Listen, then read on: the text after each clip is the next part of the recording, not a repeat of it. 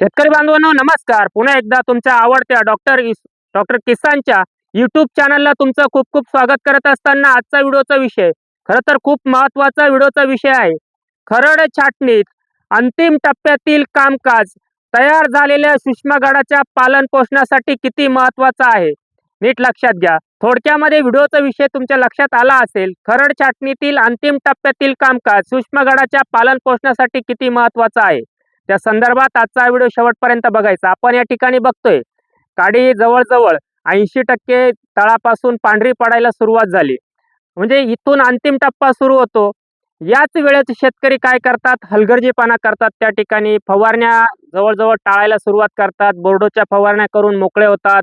पुढं पाऊस येतो. पाऊस चांगला झाल्यानंतर तणनाशक मारणं असेल, त्याचप्रमाणे खुडापुटी आल्यानंतर कुठंतरी एखादं बाजारात औषध आपल्याला मिळतं की जागेवर शेंडा त्या ठिकाणी थांबवण्याचा प्रयत्न आपण करतो. त्याच पद्धतीत पानं टिकवण्यासाठी आपण काहीही करत नाही, बोर्डोच्या भरोश्यावर राहतो. आणि दुसरी एक महत्त्वाची गोष्ट, तयार झालेला सूक्ष्मगड त्याचं पालन पोषण, वेलीतील स्टोरेज, तयार होण्याचा कालावधी आणि पाऊस पडल्यानंतर आपण बऱ्याचशा गोष्टी त्या ठिकाणी कामकाज थांबवतो, टाळतो.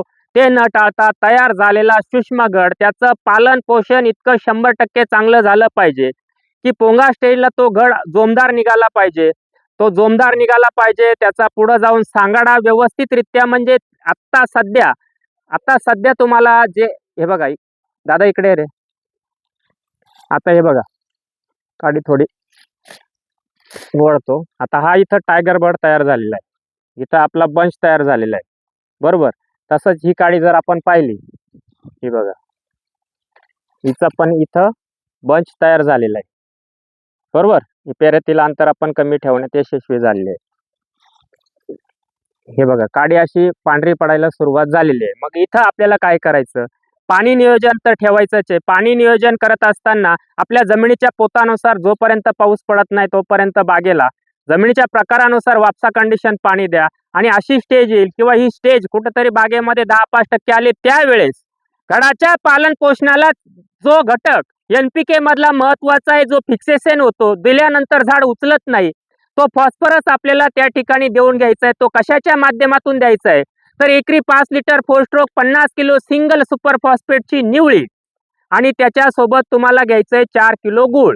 हे एकरी प्रमाण. काडी पांढरी पडायला सुरुवात झाली किंवा 80% काडी पांढरी पडली, 5-10%, 20% पांढरी पडायला लागली, तिथून 80% पांढरी पडेपर्यंत कुठंही चॉकलेटी रंग यायच्या अगोदर ही स्लरी आपल्याला देऊन घ्यायची. त्याच दरम्यान वरतून फवारणीच्या दरम्यान आपल्याला त्या ठिकाणी बोर्डो द्यायला घाबरू नका. जोपर्यंत अति उष्णता आहे तोपर्यंत बोर्डो द्यायला घाई करू नका, अति घाई करू नका. पाऊस पडल्यानंतर आपल्याला 3 ते 4 बोर्डोचे स्प्रे द्यायचे. कोणी सांगत असेल बोर्डो अगदी नॉर्मल इन्स्टंट चुना त्या ठिकाणी 100, 150, 250 ग्रॅम, मोरचूत 400-500 ग्रॅम, सल्फर तुम्ही त्या ठिकाणी 200 ग्रॅम, असा बोर्डोचा स्प्रे पाऊस पडायच्या अगोदर जर तुमचं टॉपिंग झालंय तर त्यावेळेस देऊ शकतात.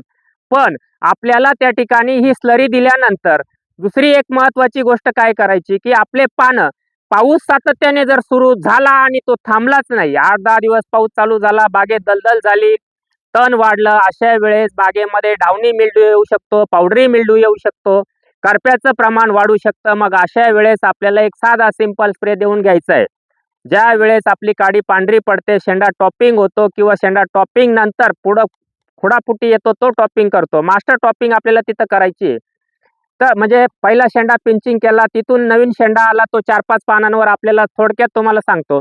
आता हा शेंडा आपल्याला इथं पिंचिंग केलेला आहे, इथं पिंचिंग केला, इथं नवीन शेंडा येतो, याला 4-5 पानापर्यंत येऊ द्या आणि मग तो पिंचिंग करा कवळ्या याच्यात. त्याला मास्टर टॉपिंग म्हणतात.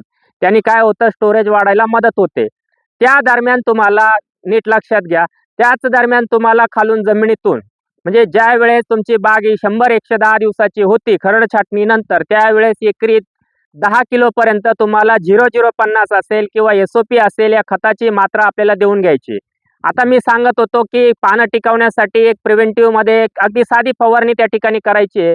स्पॉट किलर तुम्हाला घ्यायचंय 200 लिटरला 250 मिली, कोसाईड 200 ग्रॅम, प्रोक्लेम 100 ग्रॅम. म्हणजे तुमचा त्या ठिकाणी थ्रिप्स, काही आळी असेल छोटी मोठी साईडच्या बाजूने, ती अळीचं नियंत्रण होईल, थ्रिप्सचं नियंत्रण होईल, त्याचप्रमाणे तुमचं करप्याचं नियंत्रण होईल, तुमचं त्या ठिकाणी डावणीचं नियंत्रण होईल, तुमचं त्या ठिकाणी भुरीचं नियंत्रण होईल. पानं व्यवस्थितरित्या आपल्याला टिकून राहतील, म्हणजे पानाचा टोमॅटो ज्याला आपण म्हणतो, रणेंद्रियांची उघडझाप चांगली होऊन, अन्न निर्मिती चांगली होऊन, वेलीतील स्टोरेज वाढायला मदत त्या ठिकाणी होईल. आता तुमचं टॉपिंग झालं त्यावेळेस तुम्ही वरतून फवारणी द्यायची. घडाचं पालन पोषण होण्यासाठी बर्ड कव्हर 200 लिटरला 500 milli potassium schoenite 800 gram, boron 100 gram. कोणत्या स्टेजला? नीट लक्षात घ्या, या स्टेजला. ही जी स्टेज दिसते पांढरी पडायला लागली स्टेज दिसते, वरती शेंडा स्टॉपिंग केलेलं दिसतोय तुम्हाला, या स्टेजला bird cover 500 milli potassium schoenite 800 gram ते 1 किलो, बोरान 100 ग्रॅम. पहिला स्पॉट किलर कोसाइड प्रोक्लेमचा स्प्रे झाला, मध्ये 5-6 दिवस गॅप दिला. त्यानंतर तुम्हाला त्या ठिकाणी बर्ड कव्हर, पोटॅशियम सोनाईट, बोरान. आता पाऊस आला, पहिला अवकाळी मोठा पाऊस आला, दुसऱ्या दिवशी आला, परत 8 दिवसांनी 3-4 दिवस पाऊस आला, बागेमध्ये पाणी वाहिलं, तरी देखील आपल्याला बागेला पाणी द्यायचंय. ही गोष्ट लक्षात ठेवा, पाणी द्यायचंय आपल्याला. पाऊस झाला तरी आपल्याला बागेला 1.5-2 तास पाणी प्लेन देऊन घ्यायचंय. त्यानंतर बोर्डोचा पहिला स्प्रे तुम्ही पाऊस झाल्यानंतर घ्या. तिथं घ्यायचंय तुम्हाला इन्स्टंट चुना 500 ग्रॅम. कमेंट येईल खड्याचा घ्यायचा की पावडर. शक्यतो इन्स्टंट चुना म्हणजे काय तुम्हाला माहिती. इन्स्टंट चुना घ्या 500 ग्रॅम, मोरचूत घ्या 1 किलो, सल्फर घ्या 200 ग्रॅम. त्याच्यामध्ये तुम्ही टिल्ट 25 मिली पहिल्या बोर्डोसाठी घेऊ शकतात. बोर्डोचा पीएच किती असावा? बोर्डोचा पीएच हा 9.5 ते 10 असावा, म्हणजे बोर्डो व्यवस्थितरित्या आपल्या बागेमध्ये काम करतो. बोर्डोचा पीएच. तुमचा प्रश्न, तुमची कमेंट यायच्या अगोदर उत्तर देण्याचा प्रयत्न करतोय मी.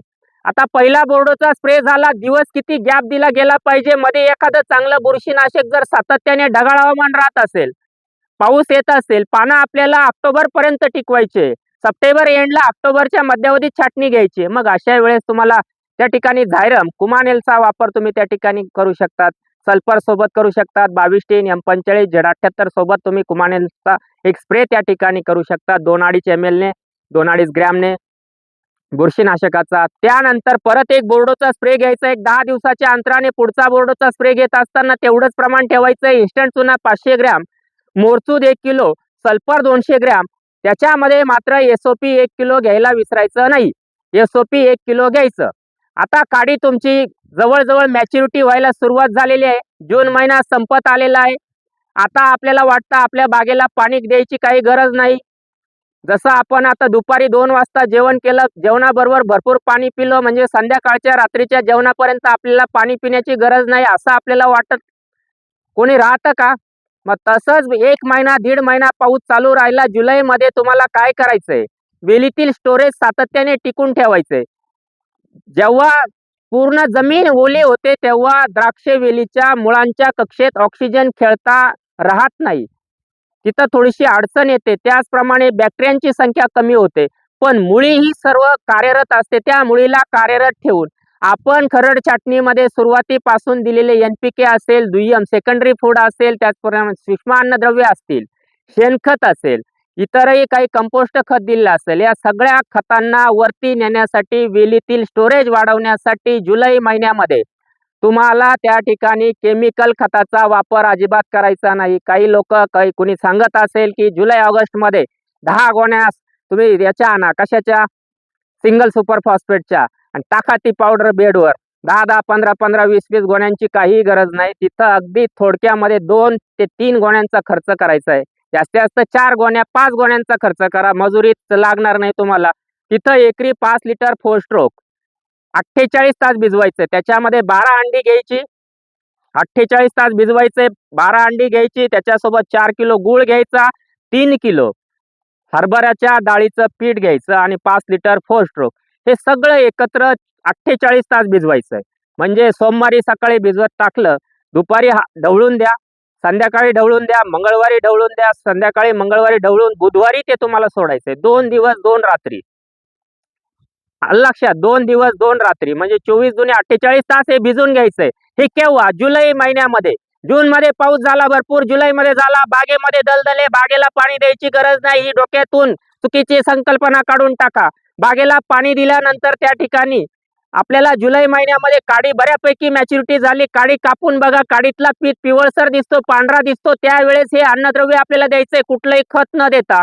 आणि त्याच्यानंतर 10-12 दिवसाने परत एकदा 2-3 तास पाणी द्या. वरतून बोर्डोचा शेवटचा स्प्रे देत असताना चुना घ्यायचा आहे तुम्हाला जवळजवळ 600 ग्रॅम, मोरचूत 1200 ग्रॅम, सल्फर 200 ग्रॅम आणि परत एकदा एसओपी 1 किलो. अशा पद्धतीने शेवटचा बोर्डो झाला, तिसरा चौथा शेवटचा बोर्डो झाला.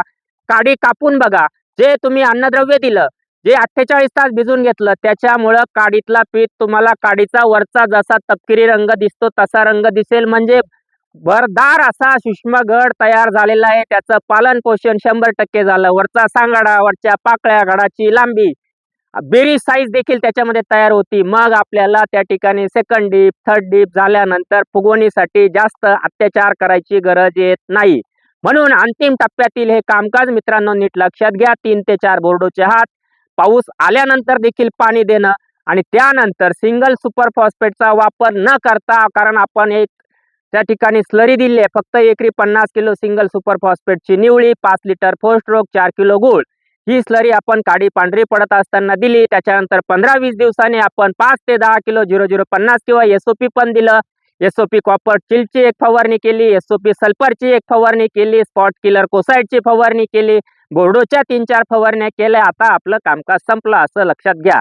जेव्हा तुमची काडी कापून बघाल, काडीमधील पीठ पूर्ण तपकिरी रंगाचा होतो, तेव्हा तुमचं काम संपतं. 120-30 दिवसाला ही गोष्ट लक्षात ठेवा.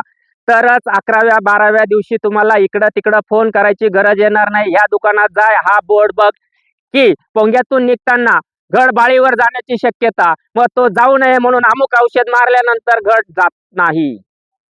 या सगळ्या खोट्या, कारण या जगात मी प्रत्येक वेळा 5-6 वर्षापासून सांगतो की खरड छाटणीमध्ये तयार झालेला सूक्ष्म घडाचं पालन पोषण जर चांगलं झालं नाही तर जगामध्ये असं कुठलंही औषध नाही की ते मारल्याने तो घड चांगला राहतो, तो बाळीवर जात नाही. घडच जर चांगला तयार झाला नाही, त्याचं पालन पोषणच जर चांगलं झालं नाही, कदाचित तिथं पाऊस आला, एक्सेस नायट्रोजन वाढतोय, जिब्रालिनचं प्रमाण वाढतंय, त्यावेळेस तुम्हाला काहीतरी फवारणी करणं गरजेचं असतं तो घड टिकून धरण्यासाठी. पण इतरत्र जर आपण विचार केला की त्या काडीमध्ये जसं गेल्या वर्षी लवकर पाऊस आला, उष्णता मिळाली नाही, काडी चांगली तयार झाली नाही, सूक्ष्म घडच चांगला तयार झाला नाही, त्याचं पालन पोषण झालं नाही, त्यामुळे बागा उभ्या होत्या. या वर्षी तापमानाच्या ट्रेसमध्ये जो ट्रेस तापमानाचा आपण सगळ्यांनी बघितला, त्याच्यामुळे कदाचित 25-30% बागा उभ्या राहू शकतात. तरी त्या शेतकऱ्यांनी आजचा अंतिम टप्प्यातील कामकाजाचा व्हिडिओ बघून आपली बाग 100% यशस्वी 2026 ला करायची असेल तर हा खरडचा अंतिम टप्प्यातील कामकाजाचा व्हिडिओ प्रत्येक शेतकऱ्यांनी बघा, शेवटपर्यंत बघा आणि आपल्या सहकार्याला तो शेअर करायला विसरू नका.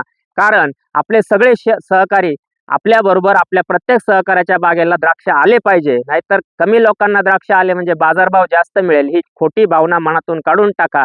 चांगला दर्जाचा, चांगल्या क्वालिटीचा माल मिळवायचा असेल तर तुम्हाला अंतिम टप्प्यातील हे पाणी देणं असेल, तणनाशकचा वापर संदर्भामध्ये एक वेगळा स्पेशल व्हिडिओ मी देईल. तणनाशक असेल, खोडाळी असेल, मिलीबग असेल, त्याचं खरड छाटणीतच कसं नियोजन करायचं पाऊस पडल्यानंतर, तो एक स्पेशल वेगळा व्हिडिओ मी देईल. आजचा हा व्हिडिओ तुम्ही शेवटपर्यंत बघितला.